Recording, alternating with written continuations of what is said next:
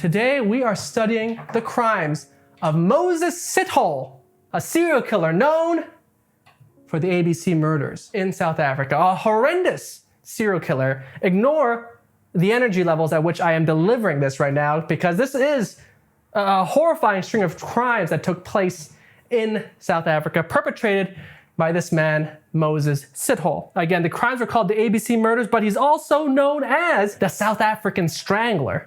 No relation to the Scranton Strangler, and also known as the Gauteng Killer, and known by some as the Ted Bundy of South Africa. Moses here is born on November 17th, 1964. He's born in a township outside of Boksburg town known as Vosloorus. A township in South Africa is something that let's actually rewind a bit. Of course, in South Africa, for decades, they were under apartheid rule. So that was basically institutionalized segregation of people in the country. This is what Nelson Mandela famously fought against. And based on the way society was structured at the time, the white people of South Africa had the highest status within the country. Followed then, however, by Indians, like South Asian Indians, not the indigenous people of America or indigenous people of that land, as well as coloreds. I'm saying coloreds because that's how they actually referred to minorities. However, the coloreds did not include black Africans. Coloreds would have included Asians such as myself. Black Africans were at the lowest on the totem pole, if you will. So townships, like where Moses Sithole was born, were towns that were built specifically for people classified as blacks, coloreds, or Indians. And so Moses Sithole here was born in one of these townships. As a young child, Moses Sithole's father left him and his brothers, and soon after, things got even worse for him because his mother also decided she didn't want to have anything to do with him or his brothers. And so his mother actually took him and his brothers and she abandoned them at a police station. Not only did she abandon Moses and his 4 siblings at a police station, but she actually even told them, "Don't ever tell anyone that I'm your mother." Clearly, Moses did not have the best childhood.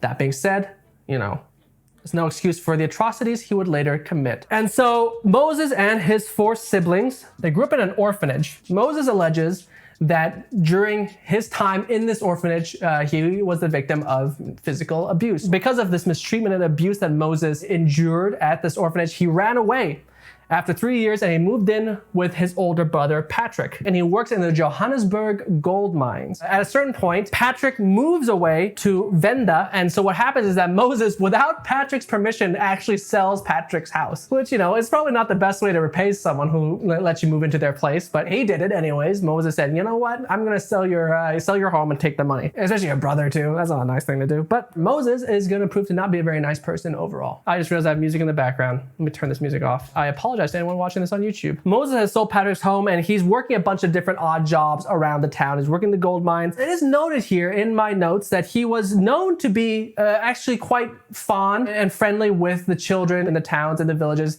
Moses was friendly and playful with the children, and he actually would help parents be reunited with their runaway children. He was viewed by people in the town as being a very charming individual. And I will note now, there is a trigger warning for talk of rape, because in 1987, Moses Sithole starts to rape women. He's 23 years old at this time. He's not murdering any of these women. Not that it makes it, it's still horrible, but just to note, at this point, he's not committed any murders yet. And the next year, at the age of 24, he starts a relationship with a woman in the town named Simbongile Nkosi, who it's later revealed he abused. The next year after that, he is still, in 1989, Moses is still assaulting women. He rapes a woman named Buyiswa Swakamisa, and he threatens her with with a South African equivalent of machete known as a panga. Several months after the assault, Sithole is actually spotted by Swakamisa. Sithole is actually lurking creepily outside of Swakamisa's workplace, outside of her job, and so she spots him and she calls the police on him. But in a very baffling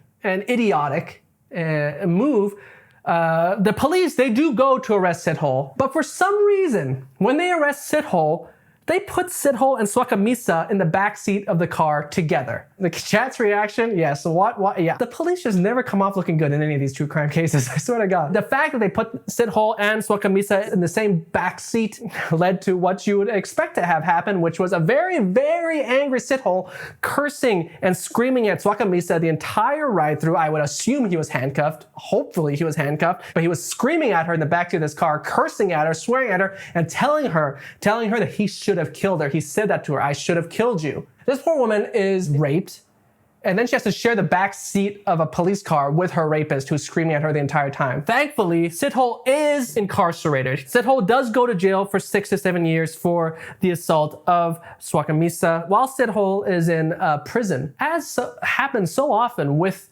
these criminals behind bars, he of course somehow gets in a relationship with someone who was started corresponding him. Sithole meets a woman named Martha. Martha is visiting a family member in the prison when she meets Sithole, and I guess somehow they struck up a romantic relationship, this Martha woman and Moses. They begin writing letters to one another and they fall in love. And so in 1993, Moses Sithole is released from prison early because of good behavior. And so Martha and Moses, they move into her family's home in Pretoria. However, Moses' good behavior from his time in prison does not carry over back into the real world. Moses, if anything, was now fueled by his hatred of Swakamisa for putting him in prison for so long. Fueled by the regret over the fact, in his own words, I should have killed you. Those words have haunted Sithole. He probably thought to himself, if I had just killed her, I wouldn't have gone to prison. And tragically, Sithole now learned this twisted lesson and realized that if I'm going to assault women,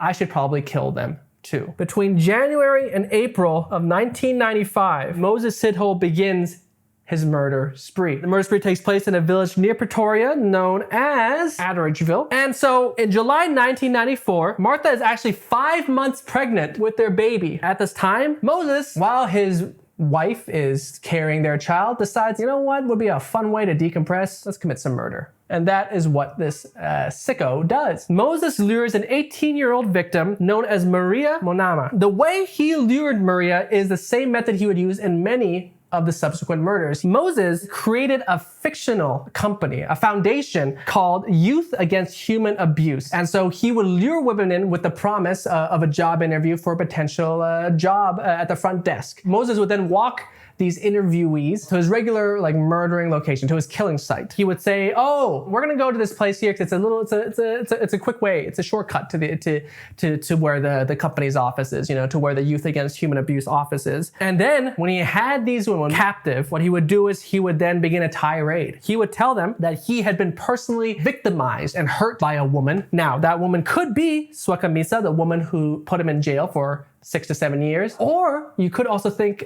or say that Moses could also be referring to his mother over the fact that his mom abandoned him and his brothers. And he would tell them that he was going to rape and kill them unless they defeated him. I don't know what that means. It doesn't really elaborate. I don't know if it means he gave him a chance to fight back or not. But either way, this was a man who was obviously quite strong. There was never an instance where a woman defeated him. What he would then do is that he would bind them, he'd undress them, assault them, and then he would strangle them. But after strangling Monama to death, Sithole would go on to actually write several things into her skin. Literally, he would write, she beach, and he would actually misspell it as such. He would write, she a beach spelled like, the beach. Not only did Sithole carve the words, she a beach into Monama's body, he would also carve the words, I am no fighting with you, please. Again, that is verbatim what he wrote. I am no fighting with you, please. As well as, we must stay here for as long as you don't understand. There's no confirmation as to what these messages really meant. A theory that's been posited is that perhaps these messages were directed at the police and were done so also with Swakamisa in mind, because again, he held a lot of hatred for Swakamisa, who put him behind bars. That year, 4 women are found strangled in Cleveland. A 5th one is found strangled in Pretoria, and a 6th one is found strangled in Boksburg being near where Moses was born. Moses was continuing his murder spree at this point, and the spree did evolve in the sense that instead of strangling women with his bare hands like he did with Monama, he would use some sort of material to choke them with, be it their own clothing or sometimes belts, shoelaces, etc. This is an image that I don't think most of you will probably want to hear, but I will state it, that apparently Sithole would, unsurprisingly maybe, masturbate as his victims died. What else is worth noting is that with later victims of Moses, because he used the same killing site each time, he had other bodies there already. And so the newer victims, he would actually put them under the older victims, and so they'd be kind of weighed down and further unable to fight back or defeat him. Again, no clue what defeating him means. And so at this point, he's racking up definitely a bit of a body count. And so at this point, the police were onto it and the news were kind of getting onto it. And the police even noted that they felt that whoever was committing these crimes was doing so in a way to extract as much pleasure. A media frenzy would begin as more bodies were discovered, particularly inflamed by the discovery of a 2-year-old victim. My reports here, they don't really explain what happened to the 2-year-old, but there was a parent and their 2-year-old child whose bodies were discovered. Moses did later say that he was not responsible for that, but we don't know if we can take his word for that. Moses and Martha's daughter is born, but that doesn't stop Moses from doing more terrible things, because Moses also has a mistress. So Moses has a mistress named Amanda Thit. Again, sorry if I'm mispronouncing her name. It could be Theti. I'm not too sure. But Moses has a mistress, and she also turns up murdered. Not only that, but Moses actually attends Amanda's funeral. Interestingly, an arrest happens. The police say, "We've got our man." And the police arrest the wrong person. They arrest a man named David Selipe. David Selipe is arrested for Moses' crimes. David is caught on surveillance footage using, at a gas station ATM, Amanda's card. And so they assumed David has her card because he killed her. David Selipe is actually shot by police while he's leading officers to the site of Amanda's murder. That's where I'm a little confused, because basically what I've read online says that Selipe is leading cops to Amanda's murder site, I guess maybe by the police, or is he leading them? That I'm not sure of. And either way, at some point, he's actually shot and killed by the police. So a little confusing. Either way, David is blamed for the crimes, and then he's shot. Martha gives birth to Moses and her daughter, but then several months later, Martha actually, they separate. Martha gets out of there. Moses is now on his own, and he begins to experience homelessness. He starts to sleep at bus terminals. Moses starts to sleep at train stations. However, that doesn't stop his spree. At this point, increasingly, at a rapid pace, more and more women are found murdered in Pretoria, where he lives. And at this point, David is dead. And so the police have no way to blame David for these increased murders. On July 17th, 1995, there was a witness who spotted Moses with a young woman, and she reported him for acting suspiciously. And later, that witness found the body of the young woman after she went to check in.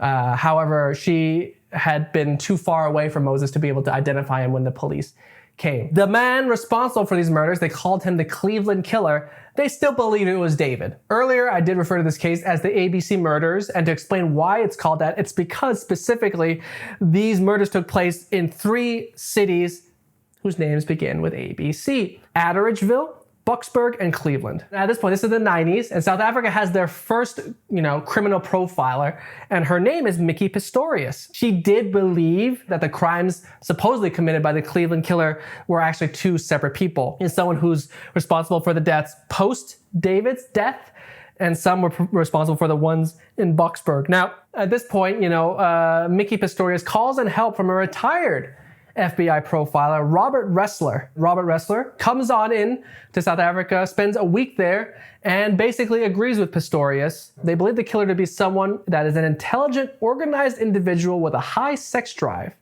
And because of the continuing rapid pace at which these murders were increasing, there was a sense of confidence growing within the killer. At this point, again, the media, it's a frenzy at this point. Even Nelson Mandela, president at the time, would go on TV asking people to help solve this case. Mickey Pistorius' prediction that the killer would contact the media was a correct one.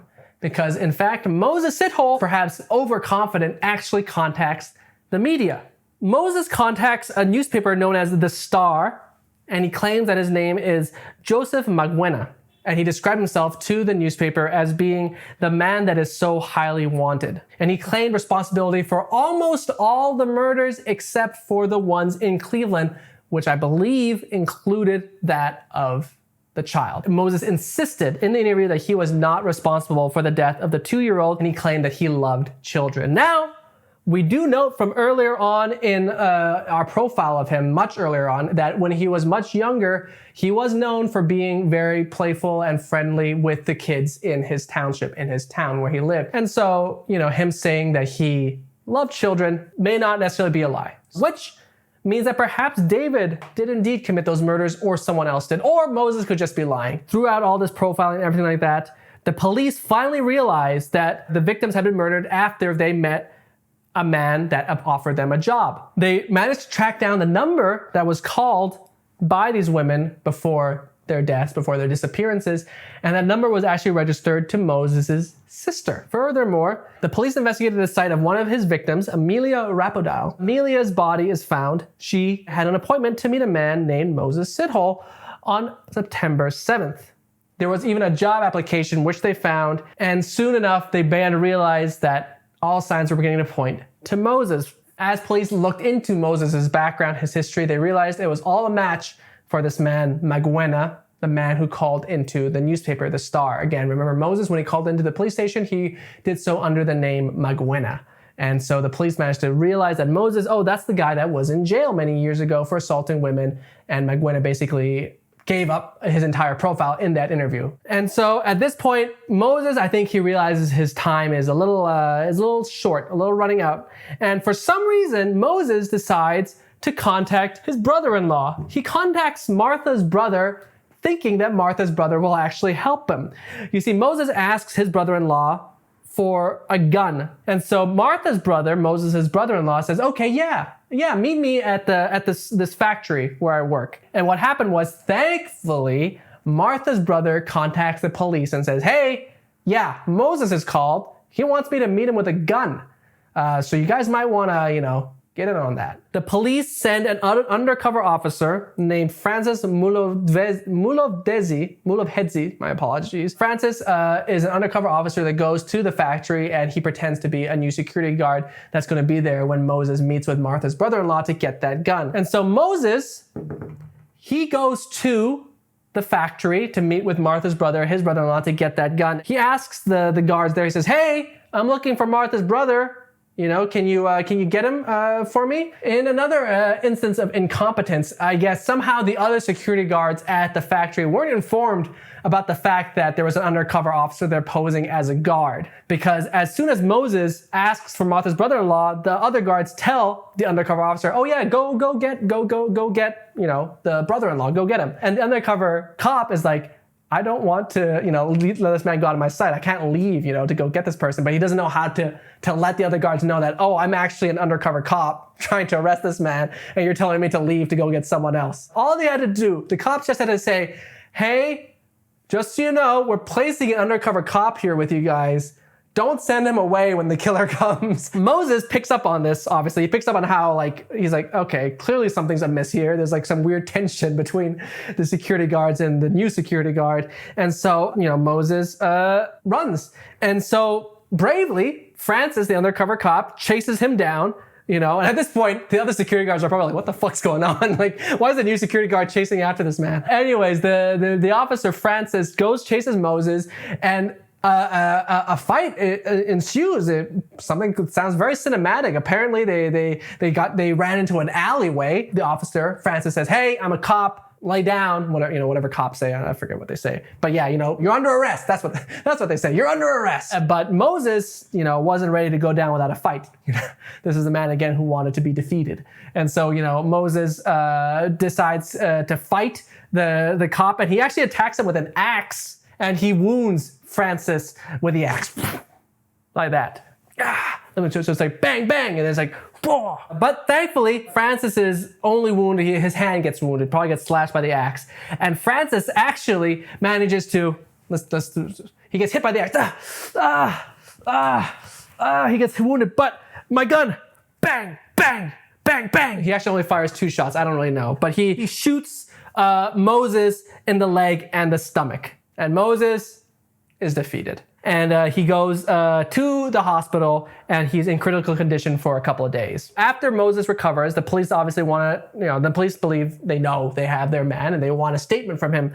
And Moses says, I'm not giving you cops a damn thing. I'm not speaking unless I'm speaking to a female police officer. That's Moses, And so Moses gets a female officer. Moses admits to this officer to over 10 murders. And Moses describes several of these murders in detail to this female officer while touching himself. You would think, you would hope that the officers handcuffed him so he wouldn't be able to do that. But clearly this case has shown that not the smartest choices. But honestly, jokes aside, maybe they wanted to give him that so they could get as much information out of him as possible. Sithole is charged.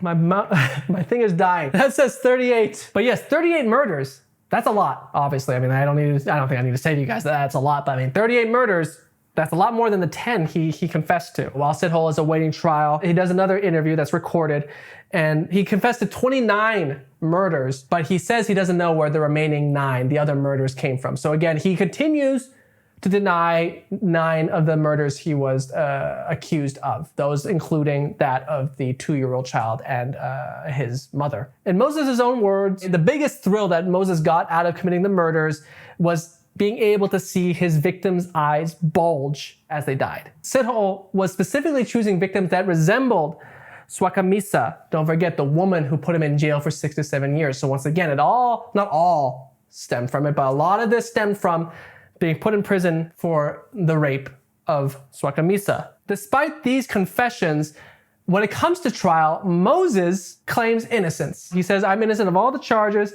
and he says that the police forced him to confess. Moses claiming innocence really held up not very well at all in court, considering that the prosecution had a video, had interviews of him confessing to the crimes. Moses' defense team, they did not know how to defend this man. The only evidence the defense had was Moses' own word saying he didn't commit these crimes. They had nothing else. They just had Moses saying, I didn't commit this murder. Thankfully, on December 4th, 1997, a year after the trial begins, Moses is thankfully found guilty. He is found guilty of 38 counts of murder, 40 counts of rape, 6 counts of robbery, and Moses Sithole. He is sent to jail for a sentence of not 100 years, not 200 years, not 300 years, not 400 years, not 500 years, not 600 years, not 700 years, not 900 years, not 1,000 years, not 1,000 years, not 400 years, not 400 years, not 500 years, not 600 years, not 700 years, not 800 years, not 900 years, not 2,000 years,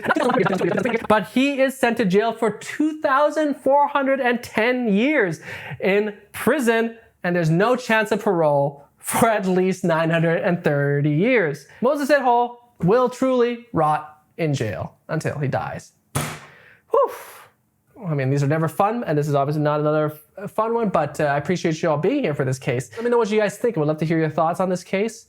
Does this case remind you of any other serial killers, or, how does this compare to other, atrocities committed by other serial killers? I think it's really interesting to cover some of these international cases, because again, I was not familiar with this at all. Crazy Cat's cosplay, I feel like I need a shower after hearing all that. Yeah, you and me both. I feel like I need a shower after every one of these cases we cover.